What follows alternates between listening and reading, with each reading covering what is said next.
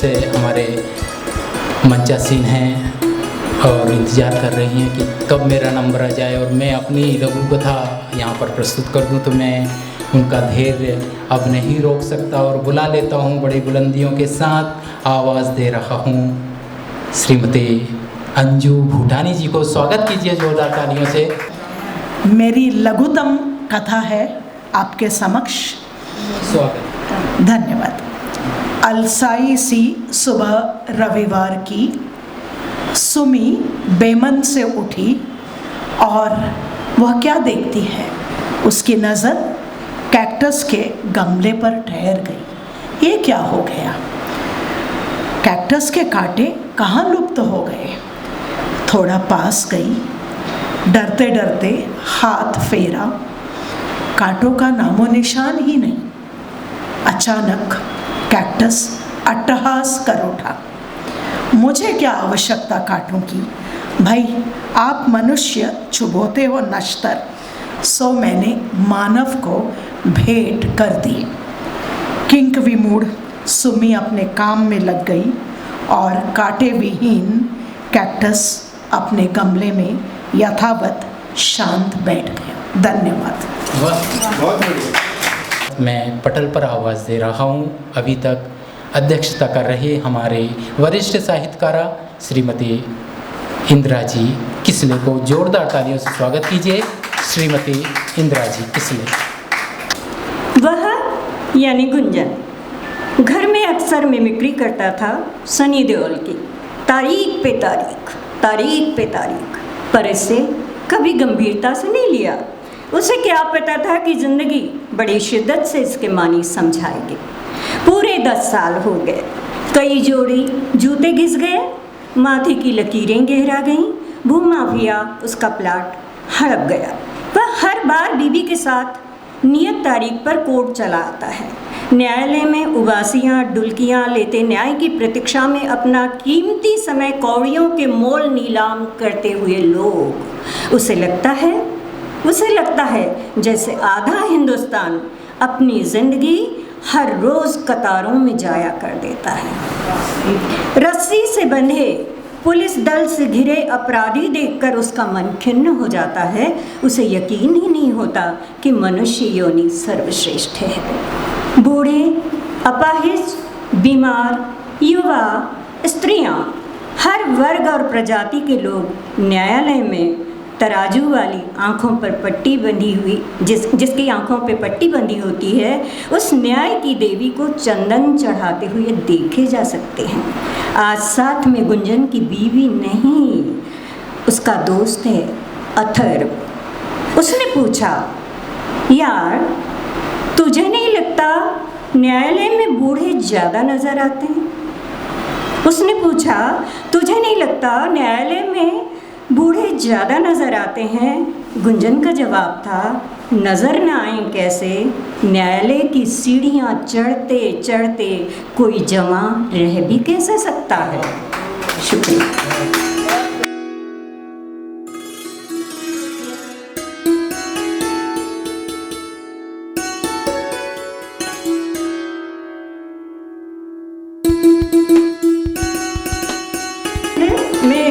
आपकी कोई समीक्षा नहीं करूँगी, लेकिन इतना ज़रूर है कि 2 शब्द कहना चाहूँगी। लघु कथा के लिए आपको पता है सबसे पहली शर्त मैं खुद पे भी लागू करती हूँ। ऐसा नहीं कि कोई बड़े या छोटे या नवोदित, ऐसी कोई बात नहीं है। लघु कथा के जो मानक होते हैं वो सभी के लिए एक जैसे होते हैं।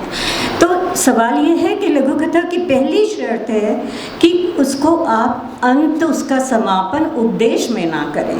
कोई भी उसे छोड़ दीजिए। ऑडियंस के लिए, पढ़ने वालों के लिए छोड़ दीजिए आप, वो अपने आप उसका जवाब पा लेंगे। ये पहली शर्त। दूसरा ये जो मैं कई बार बोल चुकी कि उसे मधुमक्खी का डंक होना चाहिए, या फिर अर्जुन जिस तरीके से मछली की आंख में तीर मारते हैं उतनी एकाग्रता होनी चाहिए घटना, दृश्य या वातावरण पर। हालांकि इसमें शब्दों की मितव्ययिता बहुत ज़रूरी है। जितने कम शब्दों का आप इस्तेमाल करें, जितनी मारक हो, उतना ज़्यादा बेहतर है। तो ये कोई कहने वाली बातें अब नहीं रही। लघु कथा और छोटी कहानी, इनमें एक बुनियादी फ़र्क है, इसको सिर्फ हमको समझना है। कभी कभी क्या होता है, आधे पेज की लघु कथा कहते हैं और 3 पेज लिख लेते हैं, 2 पेज लिख लेते हैं, तो ये कोई लघु कथा नहीं होती, ये समझने वाली बात है जी। और ऐसे आप लोगों ने भी, सभी आप जानकार हैं, आपने पढ़ा है कि जैसे सेठ मर गया, हो गई लघु कथा। अरे तो एक पंक्ति की लघु कथा से लेकर के 1.5 या 2 पेज तक मान्य कहा जाता है। मुझे तो ऐसा लगता है कि जितना लघुतम कलेवर है, और जैसे कि मैडम भूटानी ने सांकेतिकता जो दी है एक कांटे विहीन कैक्टस के माध्यम से, तो हमारे पास ऐसे माध्यम होने चाहिए कि जिनके जरिए हम अपनी बात के संप्रेषणीयता को बढ़ा सकें। ये वाली बात तो मेरा ये कहना है। नायक जी के बारे में तो मैं बहुत कुछ कह चुकी हूँ और सदा कहती रहूँगी, वो छोड़ दीजिए आप। लेकिन अभी मुझे ये कहना है कि जैसे लारोकर जी के लिए उन्होंने कहा गागर में सागर, तो मैं कहूँगी सागर में गागर का भी अस्तित्व है ना, निश्चित रूप से। और हमारे सरवर जी, इन्होंने तो ऐसे प्रतीक लिए कि एक तो थोड़ा सा हास्य भी पैदा हुआ है ना, और ऐसे सलाहकार या परामर्शदाता हूँ तो बहुत ही बढ़िया बात है। और आश्चर्य की अभिव्यक्ति के लिए हमारी रूबी दास मैडम, इनके बारे में तो मैं कहूँगी कि ये बहुत ही क्रांतिकारी विचारधारा रखती हैं। आज बेशक बहुत क्रांतिकारी नहीं थी उनकी कहानी, लेकिन मैं उनकी विचारधारा का सम्मान करती हूँ। मीरा जुगलेकर जी ने घर घर में जो चल रहा है कोई अनोखी बात नहीं है, और ये क्यों हो रहा है आपने नागपुर में देख लीजिएगा। मैं ज़्यादा प्रवचन नहीं करूँगी, नागपुर में देख लीजिएगा 2 पीढ़ियों के अंतराल को, दोनों को आज़ादी की ज़रूरत है, मानते हैं आप, हम लोगों को भी और जो नई पीढ़ी है उसको भी। तो दोनों की आज़ादी का सम्मान करने के लिए दोनों में प्यार भी रहे और अलग अलग भी रहें। एक मंजिल पर सास ससुर, एक मंजिल पर बेटा बहू, ये चल रहा है, मैं कोई नई बात नहीं कह रही हूँ इसमें। और माया शर्मा जी ने जो कहा कि चादर ओढ़ाने की बात, बड़ी आम बात है। आप पंजाब की बात करती हैं, फणीश्वर नाथ रेणु जी ने, हम अभी बात कर रहे थे, उनकी ही कहानी पर फिल्म बनी है, लेकिन ये कोई बहुत आम बात है। महाराष्ट्र में भी होता है कि, और उत्तराखंड की भी मेरी एक बहुत करीबी सहेली हैं, उनकी भी बात, प्रॉपर्टी घर में रह जाए, बच्चों को पिता मिल जाए, भले ही आपकी भावनाएं जाने दीजिए ऊपर, कोई फर्क नहीं पड़ना। इस तरीके की बात होती है। सामाजिक मान्यताएं जो होती हैं वो व्यक्तिगत आपकी अस्मिता की मोहताज नहीं होती, कई बार बड़ा बाध्य होता है व्यक्ति। रही बात माधुरी जी की, तो माधुरी जी की आज की जो लघु कथा है, मैं सोचती हूँ कि आज काफ़ी बहुत परिष्कृत आपको बोलना चाहूँगी। उसकी वजह है कि उन्होंने जिस मुकाम पर उसे छोड़ा है कि दादी अभी भी सवाल का जवाब तलाश रही हैं, राइट। ये समापन की आदर्श एक प्रक्रिया है ये वाली। अब 2 बज गए हैं, हमारी रंजना जी और अजहर साहब, तो इन दोनों के लिए मुझे ये कहना है, समाज में 2 स्थितियां हैं, एक है और एक होना चाहिए। है अजहर साहब हैं, मतलब उनकी कहानी, और जो होना चाहिए वो हमारी रंजना जी हैं, ठीक है ना। और इसके बारे में, अजहर साहब के बारे में एक बात ज़रूर कहूँगी, पता नहीं आप क्या सोचते हैं, मुझे ऐसा लगता है कि बिल्ली अगर आंखें बंद करके दूध पी ले, या शुतुरमुर्ग अगर ज़मीन में सिर उठा कर, रेत में सिर गड़ा कर के अगर बोले कि मुझे कोई देख नहीं रहा है, ऐसा समाज में नहीं होता। समाज की बारीकियाँ, उन्नत तकनीक के साथ में जो विचारों में परिवर्तन आया, जो महानगरों में सामाजिक परिवर्तन आया, वो अच्छा या बुरा दोनों है।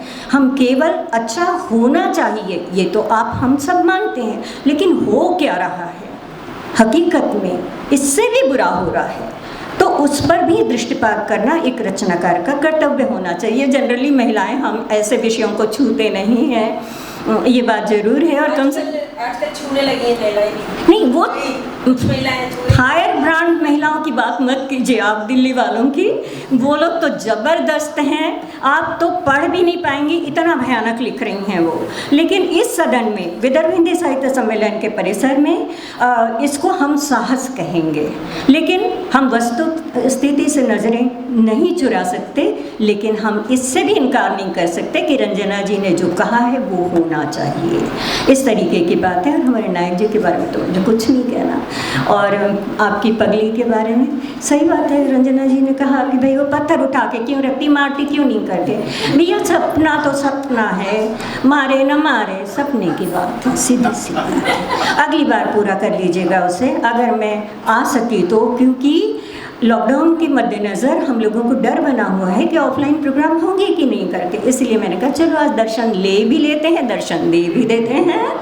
और नायक जी अंत में मैं आपसे एक बात कहना चाहती हूँ कि अब तक के मोरबांग के इतिहास में 1956 से लेकर के कितना साल हो गया, कल्पना कीजिए आप, हमारे प्रोग्राम की रिपोर्ट मात्र नवभारत में छपती थी, और हमारे नायक जी का ये एक संयोजन कौशल कह लीजिए, या संवाद कौशल, या संपर्क अभियान, या कुछ भी नाम दे लीजिए आप, उनकी रिपोर्टिंग तो शानदार है ही, उसमें मैं खाली पीली में लिपापोती नहीं कर रही, ईमानदारी की बात है।